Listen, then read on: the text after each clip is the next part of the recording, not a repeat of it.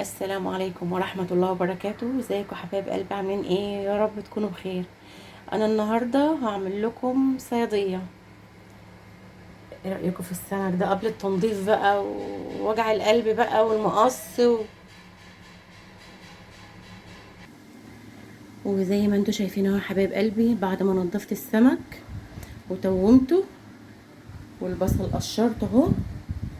إيه هتقولي لي انا عملت معاكم الصيادية قبل كده؟ هقول لكم ده العشق بتاعنا. ده الصيادية دي العشق بتاعنا. دون البوري وده الشبار.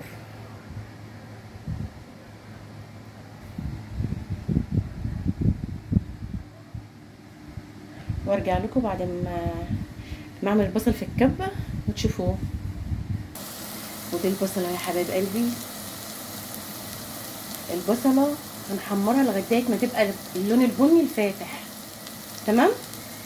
اللون البني الفاتح ما تسيبهاش تتحرق وتمرر منك، يعني بيدي اللون البني تقوم طافيه عليها على طول. هنحط بقى الملح اهو. بسم الله الرحمن الرحيم. وملح هنا برضو. طبعا انا قسمت البصل على حلتين، وزودت هنا ميه وزودت هنا ميه. دي حله اللي هسقط فيها السمك، ودي الرز. تمام. احط برضو فلفل. بسم الله الرحمن الرحيم. فلفل اهو، وفلفل برضو في الرز. والتكايه اللي انا سبق وقلتها لكم قبل كده، بص يعني ما تسكرش يعني. بص، نقطه القرفه دي هي اللي بتخلي الصياديه طعمها تحفه تحفه تحفه تحفه، وبتخليك تاكل الصياديه ومش عايزه اقول لك يعني من جمالها هتنام وتشخر.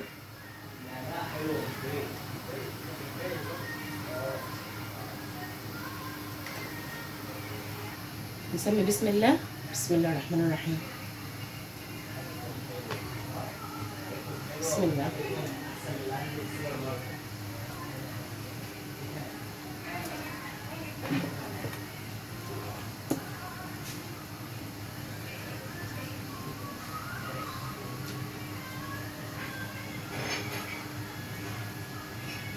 بصوا لنا النظافه، انا مخليه فل فل.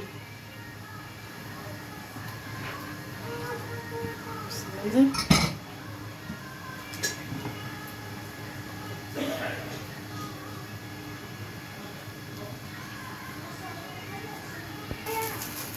هنسمي حبايبي بسم الله وهننزل الرز. بسم الله الرحمن الرحيم.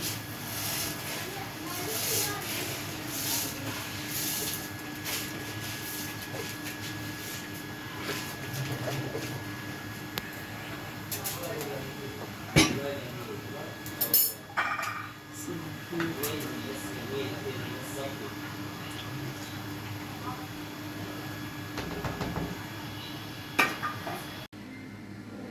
وزي ما قلت لكم يا حبايب قلب اهو، هنعمل الدقيق بشويه كركم عشان نحمر السمك.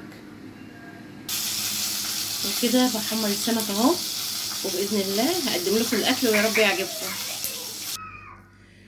ودي يا حبايب قلب اهو بعد ما خلصت الاكل، يا رب يعجبكم.